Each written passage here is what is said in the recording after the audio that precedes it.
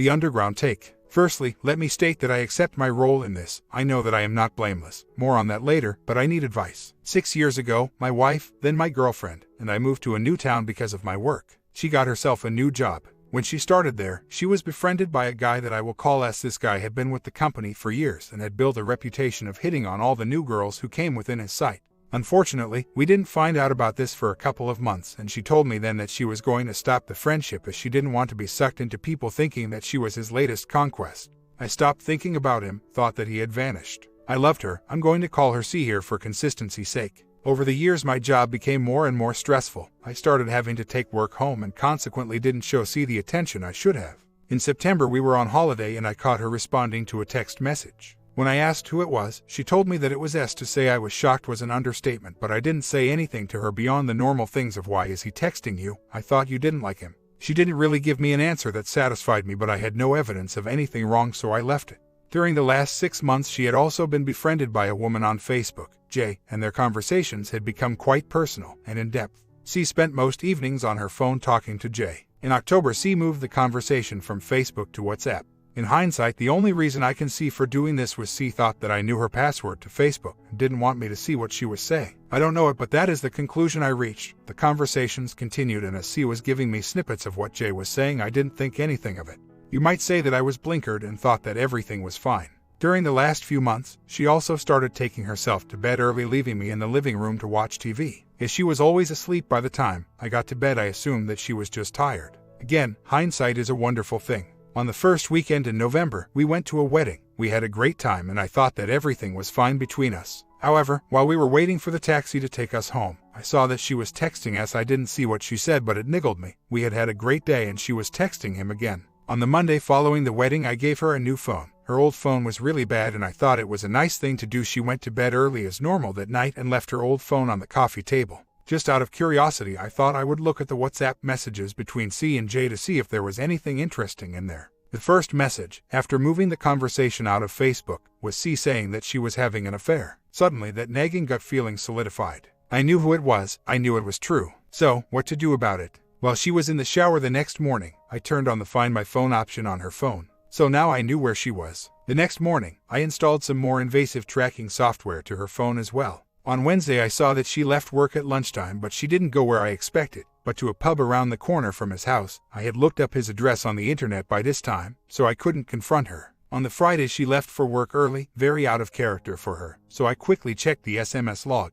The software I had chosen wasn't great, only picks up about 1 SMS in 7, but it did show that C and Shad texted that morning. So, on a hunch, I set off for his house and parked around the corner. When I got there her car was outside. I had my camera with me and waited an hour for her to come out, snapping a few pictures of her as she got into her car. By this time, she was very late for work. Getting through the day was hard. The week had been hard with the suspicions, but now I had proof. I don't think that I did any work that day. I spent most of it trying to work out how to confront her. In the end I took a cowardly way out. I waited until she had left work and then emailed her a few of the photos I had taken that morning. No text, just the images. She tried to phone me several times, and from the tracking software she also tried to phone us. Then she replied to the email saying that we need to talk. I couldn't face her that night. We had quite a long, detailed conversation over email that night where I told her what I knew. Saturday lunchtime I went home and we had a very long chat over the weekend where she showed remorse and swore that it was over. Okay, I thought, we can move forward from this. Rebuild. She has told me it's over and that she won't contact him again. He sent the occasional text message which she ignored after showing me what it said, so everything was fine, right? That was until I had to go on a family event in the middle of November. Still checking her SMS logs, I had installed better software by this time. She spent the day texting him. I got drunk and ignored it. To be fair to her, she wasn't giving him any kind of come on. Then, last Wednesday the text started again. This time she was using lines like, "You made me feel vibrant, colorful and exciting. Without you I feel gray and dull." And he was replying with things like, "See, you're trying to explain to me that it's one-sided and your future is with your husband. It's not on both counts, and either kill him or find a way around it. I want you in my bed." She told me when I found out that he was ill, and because he had taken so much time off work through the sickness, he had a lot of leave to use up, so he was taking most Wednesdays off work. I started thinking that if he is texting her on his day off, does that mean that they are emailing each other while they are at work? A couple of texts from a mutual friend of C and S over the next couple of days confirmed it. I hope you two have started talking. Please say you have. Oh, and he casually might mention saw you today and you both said hello. That's a start. Hi lovely S says answer your effing phone lol, least you're talking. On Thursday evening last week, she gave me a story that was a half-truth about the texts on Wednesday, saying that she had to dump S again by email that morning. There has been no contact between any of the parties that I have seen since Saturday, but at lunchtime she is doing strange things, spending 30 minutes or so in the car park at work, or down the road from work, and then telling me that she did her normal thing of going to her staff canteen. So now I am in a position where I don't know what to do. 1. She is still talking to him when she promised that there would be no more contact. 2. She is doing strange things at lunchtime. 3. She isn't giving me the whole truth about what she and S are doing. I don't know how to confront her about this now. I have nothing concrete that I can use without giving away that I am monitoring her texts, and I want to keep that up my sleeve for now, but I have a gut feeling that something is still going on. Like I say, I know that this is partly my fault. I am not trying to say that she is entirely in the wrong. There are better ways that she could have handled the problematic home life, but it takes two to tango. But I can't trust her, and the more I know that she is hiding from me, the less trust I feel. Comments. Look, the simple fact is that you are not happy with this situation, much like your WW was not happy being ignored and put off by you. She did something about it. What are you going to do? She handled it in completely the wrong way. Her method leads to destruction of the marriage. If you respond in kind, then you may as well just fold now and walk away. If you wish to try and save the marriage, however, then your path is really quite clear. You must gather whatever evidence you feel you need, if you don't already feel you have enough, and then you must confront your wife in a calm, rational manner and simply tell her that this behavior is completely unacceptable and will no longer be tolerated. She needs to know that in order to continue in this marriage, she must immediately cease all contact with the OM. She must become completely transparent to you in every aspect of her life. Social media, texting, phone, everything. She must, in essence, prove to you that she wants to continue on with this marriage. Anything short of meeting all of these conditions and you are spinning your wheels and going nowhere. If she is unwilling to do all of this, then you must swiftly move to D her and allow her to be with her lover. You have very limited options here, since she is the one calling the shots now. By doing the above, you become empowered and that you control what will and will not be put up with. Whatever you allow, she will take and run with it. You must stop this now. The OM wants her in his bed, and even though she didn't want to be one of his conquests, that is exactly where she finds herself, until his next conquest comes along, and then she will be old news. That portion of the process you have little control over, so if she chooses him, there's really nothing you can do but to D and move on and allow her to crash and burn. Also consider that time is your enemy at this stage, because if she knows that you know and you do nothing, she will interpret that as acceptance on your part, and it will embolden her. You must act swiftly and decisively if you want to try and salvage this. Also, if there is another woman, then you should expose to her and let her work on the OM from her side. I am also a proponent of exposing to family and friends to put additional pressure and stress on the affair. OP responds, at the moment I am being weak. That being said, I haven't stopped trying to find out what she is up to. I want to have something concrete to confront her with. Yes, I know the texts could be damning, but she could get out of those. There isn't a O, so that's not an avenue, unfortunately. So, I have two conflicting opinions. On the one hand, I could just be being paranoid. She did say that he might cause trouble for her at work, and therefore she is trying to let him down gently, the benefit of the doubt approach. On the other, it is still going on, and it is only a matter of time before I catch her out. You are right to say that I am in love with the idea of her. This is not a woe is me tale, so don't take it that way. I had 2 major relationships before C that failed.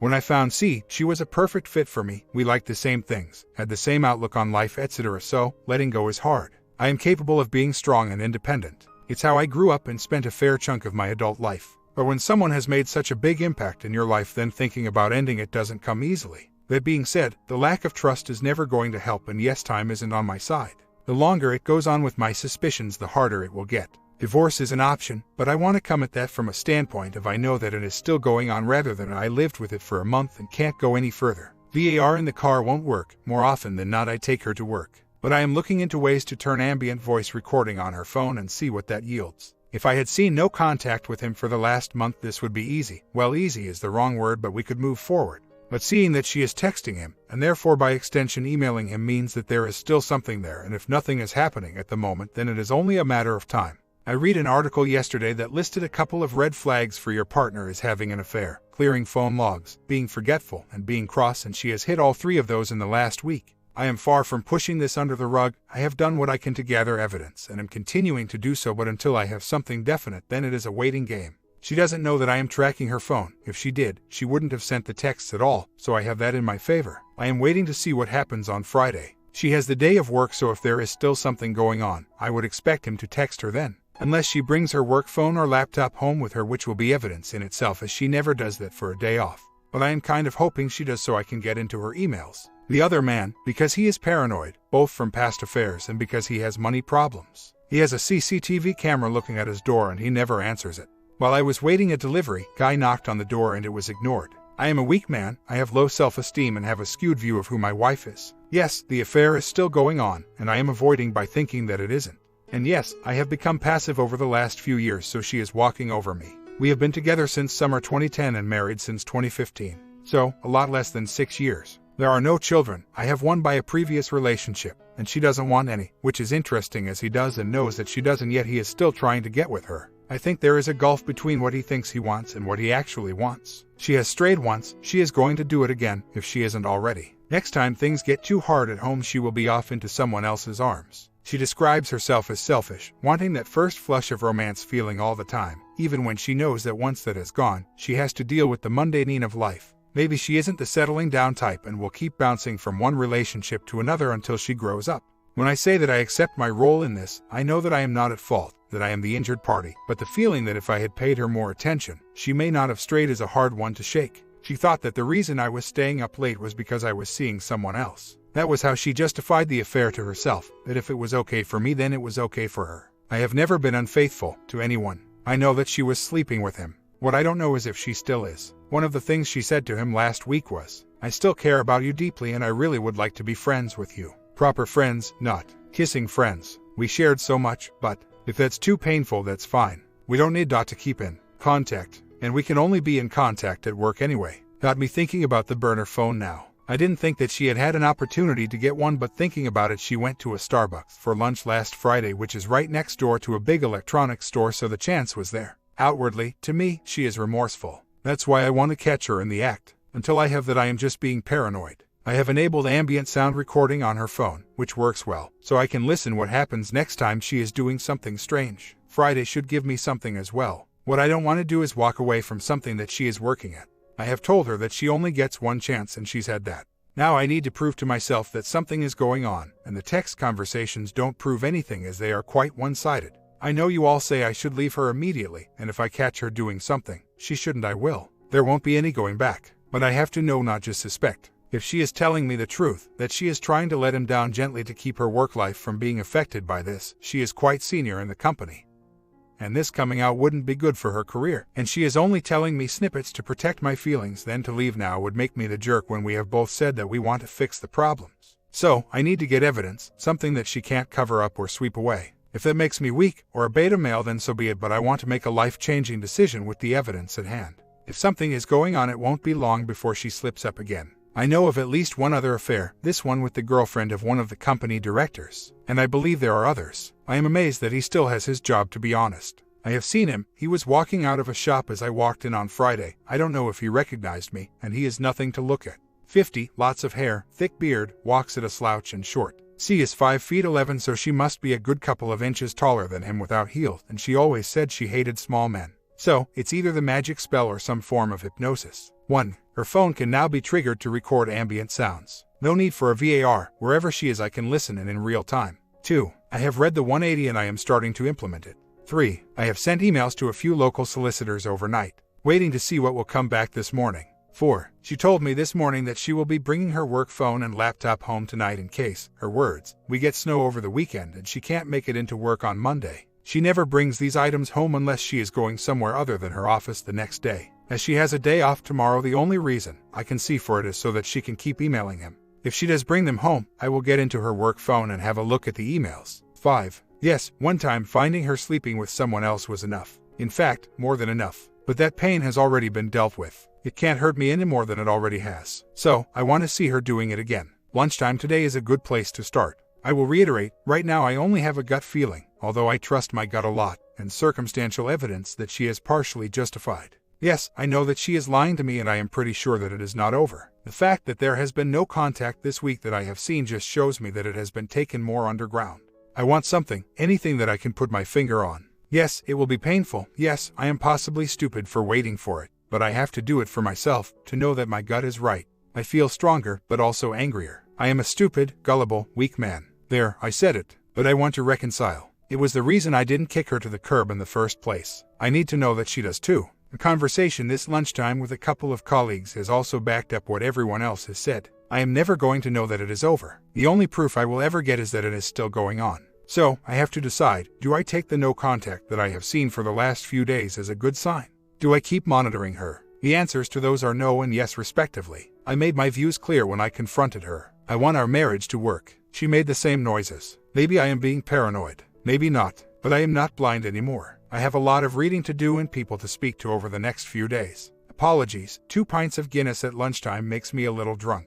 He's at work. She hasn't texted him so far and nothing has happened at the house. She has taken her work laptop and phone home with her, but she has changed all the access codes on those so I can't get into them. Currently she is doing nothing suspicious. I have a plan, however. I have to get through this weekend first. Family party that my son gave up a personal thing to go to, so I can't cancel it.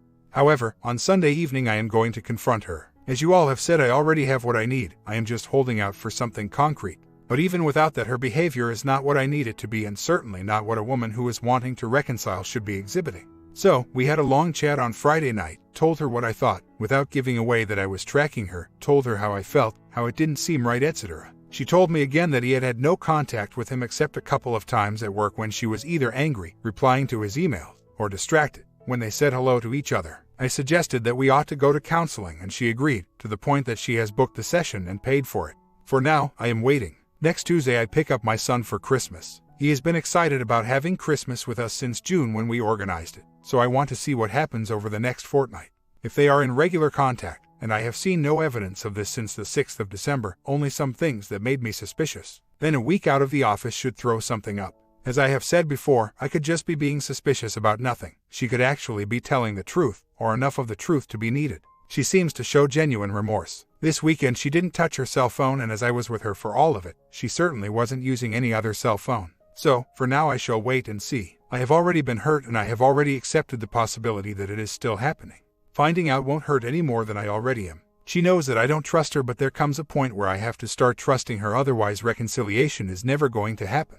I spoke to a lawyer on Friday, so I know what I need to do if it comes to that. But I need to get Christmas out of the way first. New Year update. Christmas went all right, until she started to act like she's a good wife in front of other family members. I literally lost it. I don't know what got into me. I looked at her face and I got disgusted. I yelled out loud, "She is sleeping with other people." The room went into a silence. I don't have any evidence, but the reaction from her was pretty telling. She just collapsed to the floor and started crying. And I just told everyone to get out of the house. It was a mess, and it was the worst I have ever behaved. The lawyer is drafting a proposal as I type this. It will be a 50-50 split, but there will be a dedicated fund just for my kids' education. I am not sure I can keep the house or not for the divorce, but something had to be done, and this is it. My comment: at least OP took control of the situation in the end, or else his life would always be in a limbo, right?